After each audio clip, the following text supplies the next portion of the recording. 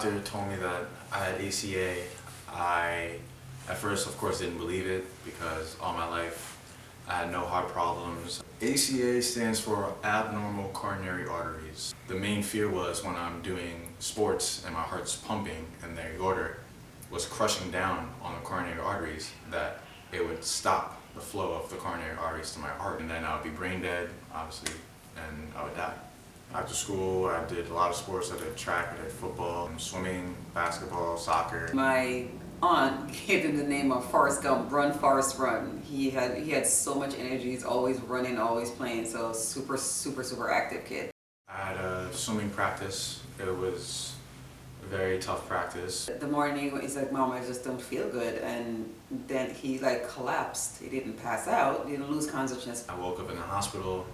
They were doing tests on me to see my heart rhythm and open the doors to see, like, let's look into this. And they found that I was diagnosed with ACA. My senior year basically was at a halt because I couldn't swim anymore. It was hard just watching everyone swim and compete, and I wasn't allowed to go out there and compete with them. I had to start basically a whole new life until surgery because I wasn't allowed to do any physical activity. When I was diagnosed, a couple weeks after, there was a kid in Rowan, same thing like me. The only difference between me and that kid from Rowan was that he didn't know that he had ACA. He played basketball and he went up for a jump ball in the beginning of the game. He supposedly just died right then and there. When that happened, that was one of the factors that was just like, I think I should do the surgery. This isn't just like a thing I can just live with. I knew that the pain that I would go through would be like no pain that I've ever went through. The main goal was waking up in my house Christmas Day. There was no way I was gonna be in a hospital on Christmas Day.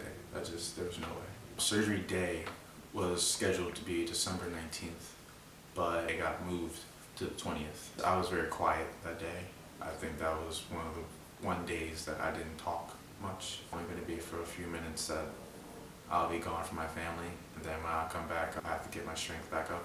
And I knew they were going to help me along the way. There's nothing that we can't get through together because we've been through so much together. I remember when I first regained consciousness and was up, the first thing I did was look down at my chest, and I saw the scar.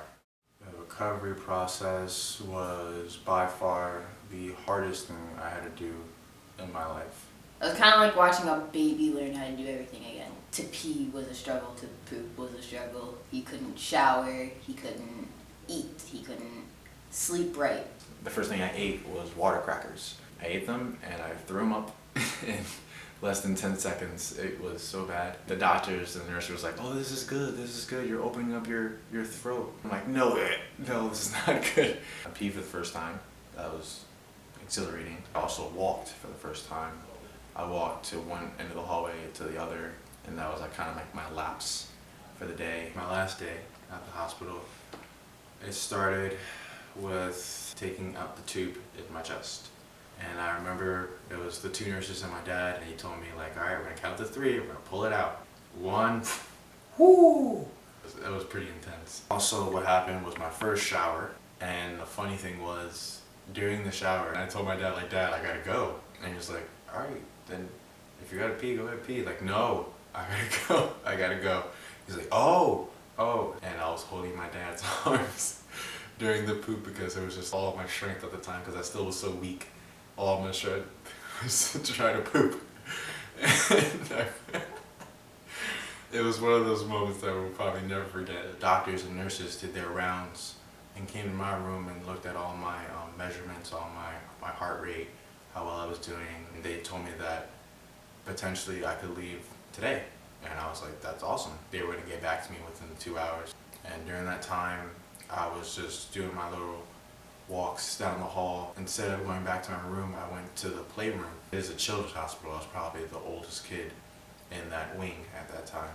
And there was an Xbox there, so I was playing like Call of Duty and Need for Speed with the kids. At that moment, I realized these are kids. Like, these kids had either surgeries like mine or worse. If they can do it, I can do it. That's pretty much what I saw when I was there. Like, they were stronger than me, smiling, playing with their blocks, playing their games, like it never happened. Coming back to my room, I went back in my bed, and then the nurse came in, nonchalant, just said like, "You're good to go." And we're all like, wait, are you sure? And he's like, "Yeah, you're good." And I was like, "Okay, let's go." I'm back home Christmas Eve before Christmas Day, and it was just so special. This is kind of like my wall of achievements. This was my freshman year. That's for swing track, my athlete award. I got 3 varsity letters for swimming in 2010, 2011, 2012. My wristband when I was at the hospital. I'm so lucky to be here, you know? So it's kind of like another medal in the wall. People ask me sometimes, who's your hero? He just never ever gave up. He never showed sign of weakness.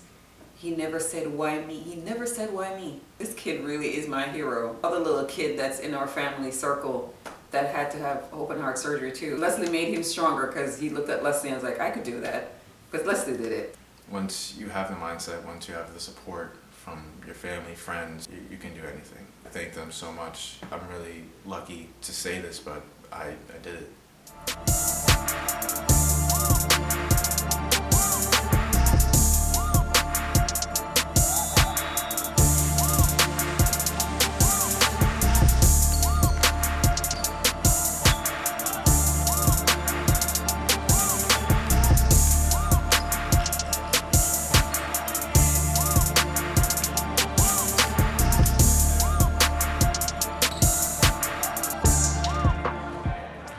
Stronger mentally, because physically you can get stronger just going to the gym and working out, but you have to be mentally strong to like overcome challenges in life like this. If you get diagnosed with any problem medically dealing with your body, just accept it. Nothing that kills you makes you stronger, and that's what happened to me. I got strong from this.